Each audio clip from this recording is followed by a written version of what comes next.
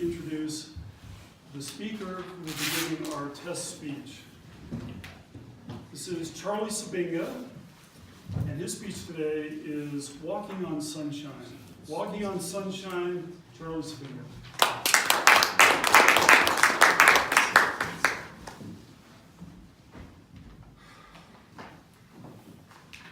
Are you humble? Raise your hand if you're humble. Oh! I see most of you think that humility is like underwear. Oh. Essential, but should remain hidden. Are you struggling to find success in your career, in your relationships, at trying to win a speech contest? Perhaps humility is a hidden key for your success. Every day we put on underwear. It's part of our plan to dress for success. To be humble every day is a lot scarier because we fear being humble will lead to feelings of humiliation and shame. Nobody likes to lose face. Contest chair, humble friends, and the person who raised their hand.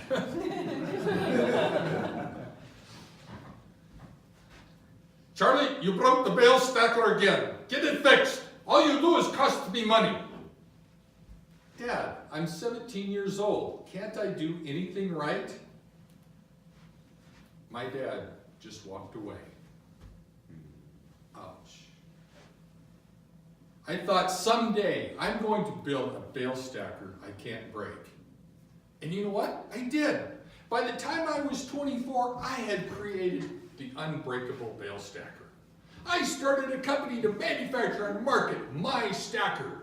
I was gonna make millions. 4 years later, I was on my knees, broke, divorced, and depressed. Curled up on the floor, I flipped on the TV.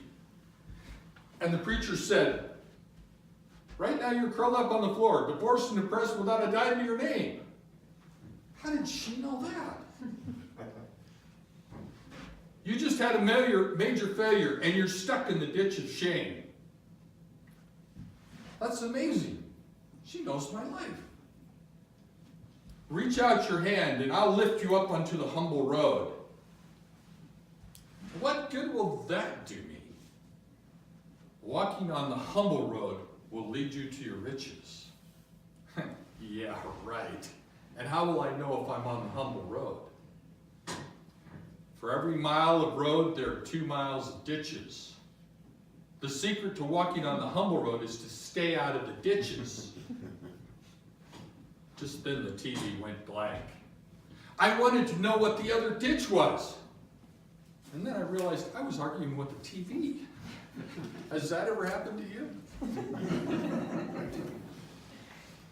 A few months later, Tom, an investor, was looking at my machine and asked, Charlie, what does your machine do exactly? Tom, it does what all farmers need done with a bale of hay. It stacks, it feeds, it retrieves. Charlie, you're making the same mistake Edsel Ford made in the 1950s. He tried to build one car that would service the needs of all car drivers. It was a family sedan and a sports car. Visualize it. The family going out for a Sunday drive, Dad behind the wheel.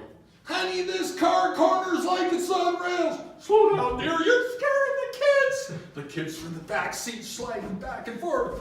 We know seat belts.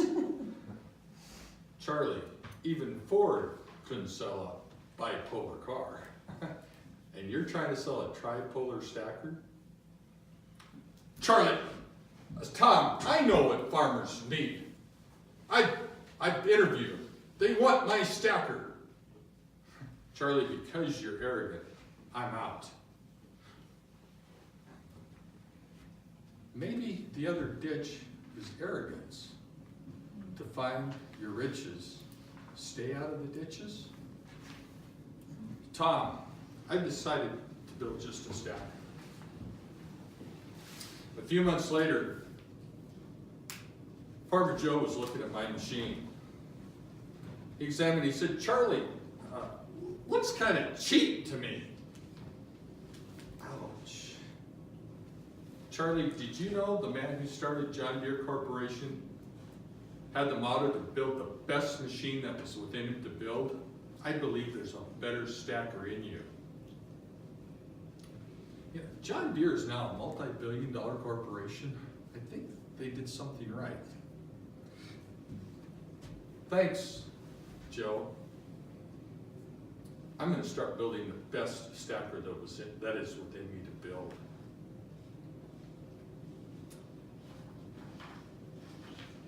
Stay out of the ditches. Say it with me. To find your riches. My friends helped me to stay on the humble road. And they also helped me to change. And because I changed, my stacker turned into 3 amazing marketable machines. Within 10 years, my business went from 0 to a multi-million-dollar corporation selling stackers all over the world. But more valuable to me were the friends I made. They were priceless. Stay out of the ditches to find your riches. Are you struggling to find success? Does the memory of your last speech make you want to hide? Then reach out your hand. Go ahead, reach out your hand, all of you. Reach out your hand. Take the hand of the friend next to you. Go ahead, all you take the hand. And lift them up under the humble road. And then start walking. And soon you'll be walking on sunshine. Whoa, whoa. We're walking on sunshine. Whoa. And don't it feel good? Hey. Remember the next time you put on your underwear to find your riches, stay out of the ditches. Contest chair.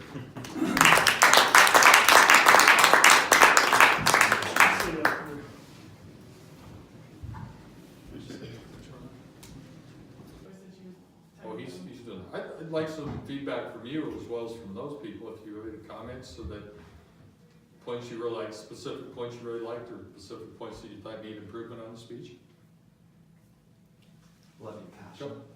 Oh, I had it's a really small thing. I like how when this is something that Ed Tate talked about at the TLI last year, when you're doing conversation, you didn't use he said and then I said, you just became the person who was speaking. Okay. And I noticed that you were shifting your body so you could tell who you are at that moment, which was helpful. But it started as the conversation went on, you went a little faster and your movements got a little smaller and it just became a little bit less clear, Okay. I noticed. So maybe just taking that section of conversation a little bit more slowly and being just like continuing to be as deliberate with your character changes as you were at the very beginning, and try and keep that through the end. Good comment.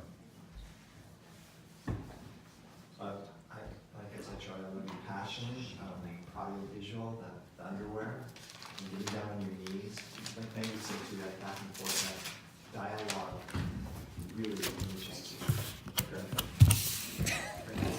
Stay with that, for sure. We'll make it more succinct. I like the audience participation part. That was a lot of fun.